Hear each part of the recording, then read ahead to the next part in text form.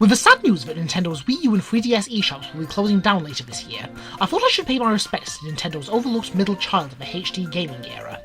Following the commercial success of the Wii, Nintendo hoped to keep the money train rolling with the Wii U. But of course, bad marketing decisions and a lack of third-party support left Nintendo's HD system in a distant third place. While most people would write it off as the Sega Saturn of its generation, there were still some great games available for the platform. At least until the Wii U and 3DS eShop closed down. Here are some of my favourites. It's Snooty Nerd's Top 10 Wii U Games!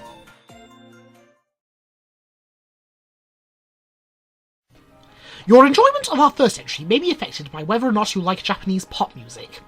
Marketed as Shin Megami Tensei meets Fire Emblem, Tokyo Mirage Sessions got a lot of flack for looking more like a Persona game than a Shin Megami Tensei title. Especially from people who don't understand the concept of a working title. The battles are fun and flashy, rewarding for exploiting weaknesses with chain attacks. The music is energizing, and as a lover of theatre myself, the premise is right up my street. Performing artists who hunt demons. Well, when you put it like that, it sounds like a contemporary to Sakura Wars. Now, there's a misconception that the characters are bland, and while it is true that the main duo of Itsuki and Tsubasa are very one-note, the other characters are more fleshed out, as you can see from doing their side episodes. Such as finding a hangover cure for Maiko, and finding out why she was drinking too much at the party last night. A beautiful talent agent who is also a fan of booze. I don't throw the word waifu around that often, but I think I'll make an exception in her case.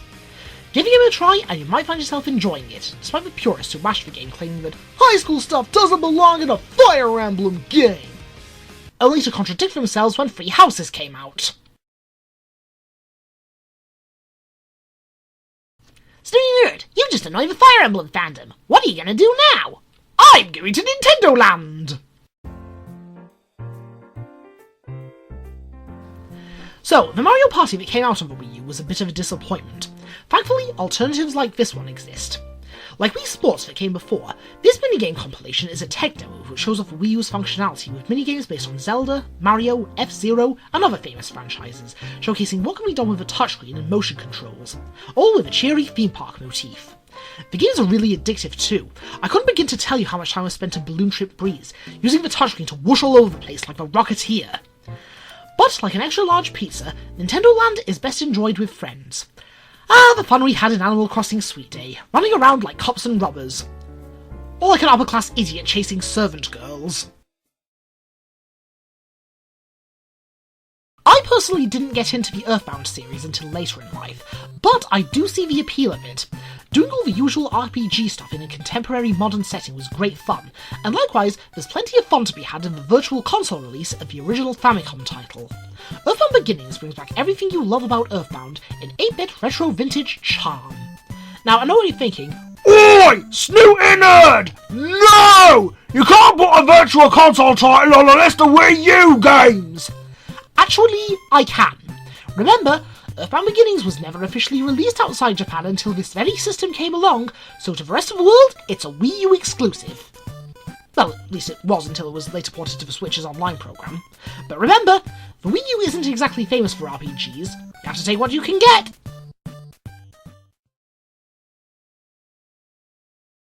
I could tell you about Mario Kart 8's excellent gameplay and all the fun of playing online, and the brilliant DLC that includes Zelda and Animal Crossing characters, and even a real-life Mercedes-Benz, but instead I have a story to tell. I first bought the Wii U from Smith's Toys, who, at the time, had a deal on Wii U bundles. You could buy a Wii U in-game bundle and have an additional game included in the price. I chose the new Super Mario and Luigi bundle and chose Mario Kart 8 to go along with it. Reason being that all copies of Mario Kart 8 being sold at the time came with a code that you could use to download an additional game absolutely free. So not only did I have all the fun of Mario Kart 8, despite having the worst battle mode in the series, but I also got to experience Wind Waker HD completely free of charge. Thank you, Mario Kart!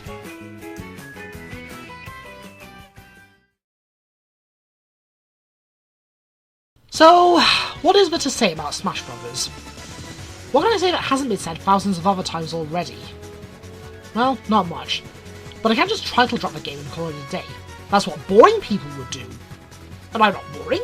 I'm unique, I'm quirky, eccentric. Anyway, Nintendo's Premier Fighter makes its HD debut with its ever-expanding roster bringing in some new faces and DLC for old ones that we haven't seen since Melee. It's also the game that brought about the advent of Amiibo, So even if the Wii U was a commercial failure, there were still these things to spend your money on. I have an unpopular opinion. Like with Earthbound, I didn't really get into the Xenoblade series at the time, but I did enjoy my time playing Xenoblade Chronicles X. Although it does help that the running and jumping is the best of the 3 Xenoblade games we have so far, making exploring the new planet so much more fun. It's easy to get hooked on all the side quests as you progress in your career as a blade, or just stroll through the streets of New Los Angeles. In addition to being accompanied by a great cast of characters, you also create your own protagonist, even down to picking their voice actor. You can even change class and fighting style on the fly, such as the lightsaber-wielding Blast Fencer. By the way, you can also pilot your very own giant mech suit. Now I really am feeling it! I think I'll take it for a visit to the good model train stop in New Garland Grove, because the one in New Pasadena's gotten too big for its britches.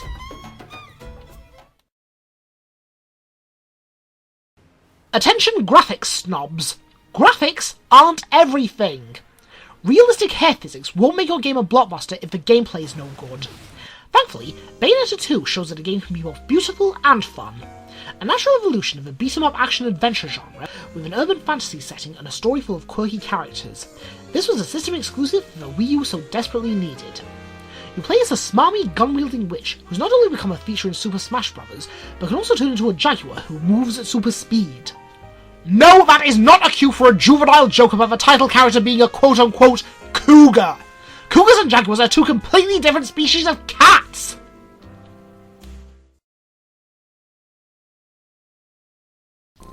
The Wii U never got a dedicated Zelda game. Development of Breath of the Wild took so long it received a simultaneous Switch release, which is ultimately the better version. In the meantime, there were some great re-releases and spin-offs to tie us over, one such title being Hyrule Warriors.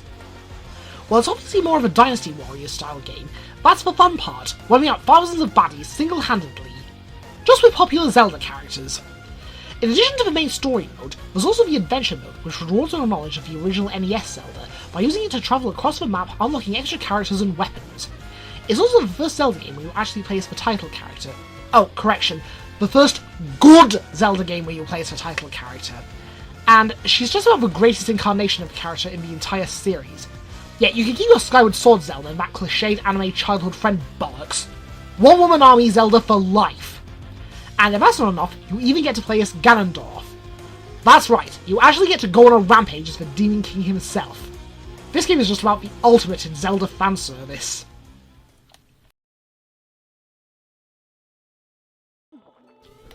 The next entry on our list contains something of a double standard.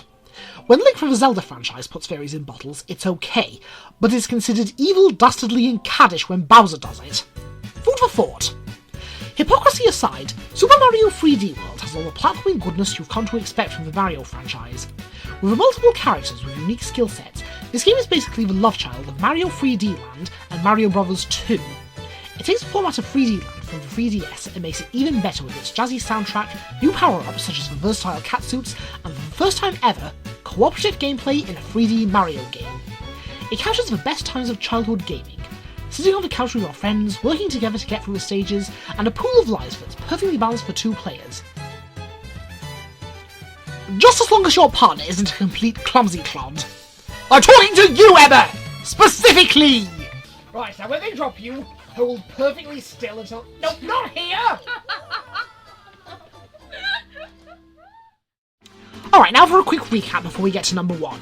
Number 10, Tokyo Mirage Sessions. Number 9, Nintendoland. Number 8, Earthbound Beginnings. Number 7, Mario Kart 8. Number 6, Smash Bros. For Wii U. Number 5, Xenoblade Chronicles X. Number 4, Bayonetta 2. Number 3, Hyrule Warriors. And number 2, Super Mario 3D World. So, what could be better than a Mario game that you can play with your friends? A Mario game where you can make your own stages and share them with the entire world. Super Mario Maker is exactly what the touchscreen was made for. It allows you to live the dream and make your own levels in the style of any of the 2D Mario games, except 2. You can even use your amiibo to run through the stages as Mario Smash Bros. Friends. Do you want to go platforming with Lucina from Fire Emblem? Or maybe you want to send Link to navigate a stage based around solving puzzles like in a Zelda dungeon. Go for it! You have a creative freedom to do whatever you want. Seeing all this creativity that the players have put into their stages is truly inspiring. With online play letting you experience all this creative talent, this is the one WiiU game that offers endless replayability. Now let's finish up with some honourable mentions. Pokken Tournament is another unusual but fun mashup, this time featuring Tekken and Pokemon. It also has a story featuring a Mewtwo who's obviously been possessed by a Soul Edge fragment. There's also the Virtual Console port of Mario Advance 4. I know it's a bit unorthodox to include Virtual Console ports in a top 10, as discussed in my Earthbound segment, but this version comes with all the e-reader exclusive levels unlocked, including some Japanese exclusives, making this probably the best version of one of the best 2D Mario games. And if you want to experience this rare Mario content, it can only be found on the Wii U. At least until Nintendo starts porting Game Boy Advance titles to their online program. So, those are my top 10 games for Wii U. If you're one of the members of the exclusive Club U, feel free to share your own favourites in the comments below. Cheerio!